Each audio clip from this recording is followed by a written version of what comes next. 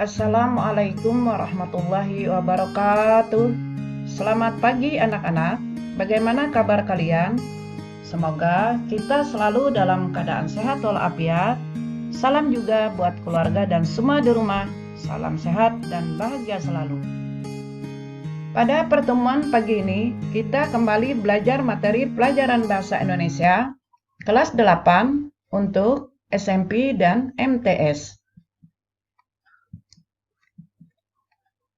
Adapun materi pembelajaran kita adalah simpulan unsur-unsur pembangun dan makna puisi. Tentu anak-anak masih ingat dengan materi kita sebelumnya. Nah, pada pelajaran yang lalu, kita membahas tentang teks puisi. Pertemuan kita pagi hari ini, Ibu akan menyampaikan tentang menyimpulkan unsur-unsur pembangun dan makna puisi. Nah, sebelum kita melanjutkan materi ini, alangkah baiknya Ibu akan menyampaikan tentang kompetensi dasar kita, yaitu 4.7, menyimpulkan unsur-unsur pembangun dan makna teks puisi yang diperdengarkan dan dibaca. Kemudian, 4.8, menyajikan gagasan, perasaan, dan pendapat dalam bentuk teks puisi secara tulis, lisan, dengan memperhatikan unsur-unsur pembangun puisi. Adapun tujuan pembelajaran kita, setelah mengikuti rangkaian kegiatan pembelajaran, maka diharapkan siswa mampu menelaah hubungan diksi dengan makna dan rima. Yang kedua, menelaah hubungan konkret dengan imaji. Yang ketiga, menelaah hubungan majas dengan makna. Yang keempat, menyusun puisi. Dan yang kelima, membaca puisi. Nah, apa yang dimaksud dengan menyimpulkan? Menyimpulkan adalah kegiatan untuk mengambil kesimpulan dari teks tersebut.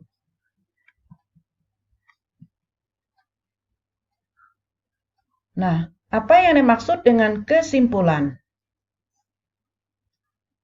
Kesimpulan adalah suatu preposisi atau kalimat yang disampaikan yang diambil dari beberapa premis atau ide pemikiran dengan aturan-aturan referensi yang berlaku. Dengan kata lain, kesimpulan adalah hasil dari suatu pembicaraan atau intisari dari sebuah bacaan. Nah, berikut uraian singkat tentang keterkaitan unsur-unsur pembangun puisi dan makna puisi. Yang pertama adalah keterkaitan pemilihan diksi dengan makna puisi. Yang kedua, keterkaitan diksi dengan rima puisi.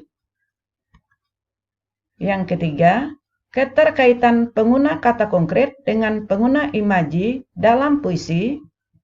Dan yang keempat, bagaimana keterkaitan pengguna majas dengan makna puisi. Keterkaitan pemilihan diksi dengan makna puisi adalah diksi yang digunakan dalam puisi harus dipilih secara cermat. Kata-kata yang digunakan dalam menulis puisi harus mempertimbangkan maknanya. Selain itu, kedudukan kata dengan konteks kata lainnya harus dipertimbangkan. Dengan demikian, kemampuan memilih kata yang tepat dan mempertimbangkan urutan kata dalam puisi harus dikuasai oleh penyair. Nah, sekarang kita perhatikan contoh berikut ini. Aku berenang di lautan darah yang terbikin dari Tuhan dan sejarah. Kata-kata dalam lirik pertama puisi tersebut tidak dapat diubah menjadi di lautan darah. Aku berenang. Walaupun perubahan itu tidak mengubah makna, penyair telah mempertimbangkan secara matang suasana kata. Jika dirubah urutannya, keharmonisan bunyi akhir dengan lirik kedua juga akan terganggu. Kemudian, keterkaitan pemilihan diksi dengan rima puisi. Dalam penulisan puisi, seorang penyair harus mempertimbangkan kata yang akan dipilih dalam puisinya. Penyair harus mempertimbangkan komposisi, bunyi dalam rima dan irama ketika menulis puisi. Hal ini karena diksi dan rima berkaitan erat dengan keindahan puisi. Sekarang perhatikan perbedaan dua kutipan puisi berikut. Kutipan pertama, masak jambak, buah sebuah, diperam alam di ujung dahan. Merah, beruris-uris, bendera masak bagi selera. Nah, pada kutipan satu tidak memperhatikan diksi. Diksi yang digunakan penyair tidak membentuk persamaan bunyi akhir larik atau rima puisi. Kutipan satu, penyair menggunakan diksi yang membentuk rima tidak beraturan dalam baitnya, yaitu A, B, C, B, D, E. Nah, ini. Kemudian kutipan 2, kalian perhatikan. Awal bermula sudah kukata, usiaku lanjut, rupa pun kurang. Tetapi menaruh sedikit harta, itu pun hanya berupa barang. Kutipan 2, penyair menggunakan diksi yang membentuk persamaan bunyi. Jadi, membentuk persamaan bunyi akhir larik atau rima. Dalam kutipan 2, penyair memilih diksi yang membentuk rima. A, B, A, B. Nah. Kemudian, keterkaitan pengguna kata konkret dengan penggunaan imaji dalam puisi. Penggunaan imaji dan kata konkret dalam puisi memiliki hubungan yang sangat erat.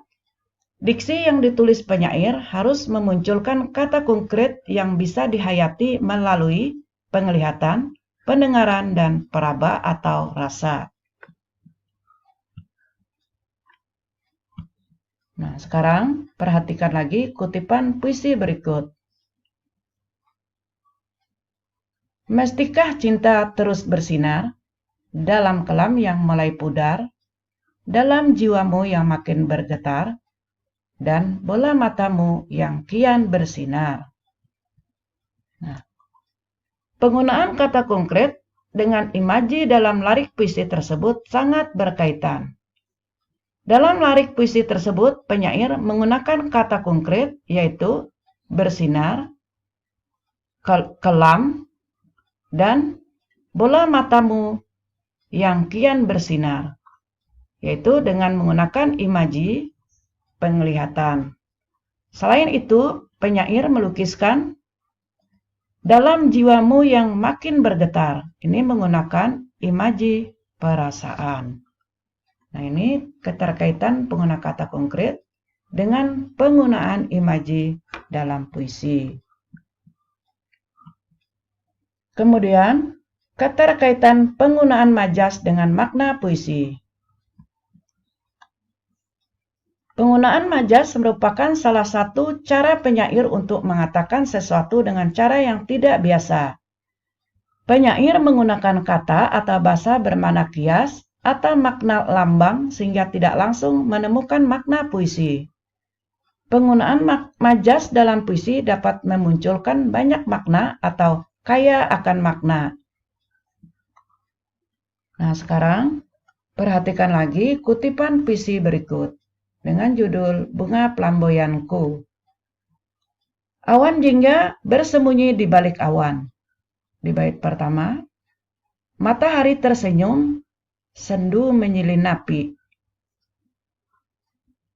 Matahari tersenyum, sendu menyelinap. Nah, kutipan puisi tersebut mengandung majas personifikasi.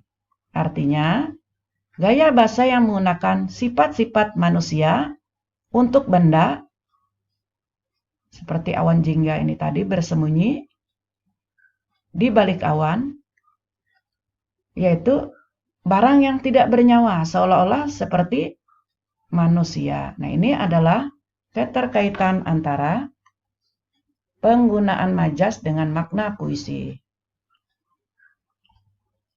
Telaah unsur-unsur pembangun puisi. Yang pertama adalah keterkaitan tema dengan suasana puisi. Yang kedua, keterkaitan amanat dengan makna puisi. Adapun keterkaitan tema dengan suasana puisi, tema dalam puisi itu berhubungan dengan arti atau makna puisi. Arti atau makna puisi bersifat lugas, objektif, dan khusus. Tema dalam puisi harus objektif dan sama untuk semua pembaca puisi. Kemudian keterkaitan amanat atau pesan yang disampaikan. Makna suatu puisi berkaitan erat dengan amanat puisi. Makna dalam puisi bersifat kias, subjektif, dan umum. Sementara itu, amanat dalam puisi bersifat interpretatif. Jadi setiap orang mempunyai penafsiran makna yang berbeda dengan puisi yang dibacakannya.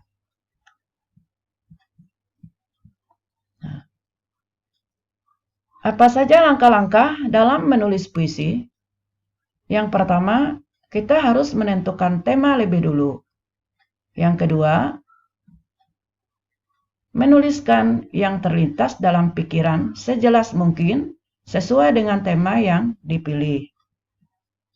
Ketiga, mengembangkan pilihan kata yang sudah kamu pilih ke dalam larik-larik beraturan. Keempat, menyusun larik-larik puisi menjadi bait dengan memperhatikan rima atau persamaan bunyi.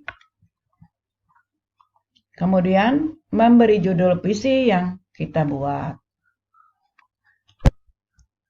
Adapun hal-hal yang diperhatikan dalam membaca puisi adalah yang pertama, ekspresi, yang kedua, lafal, ketiga, tekanan, dan yang keempat, intonasi.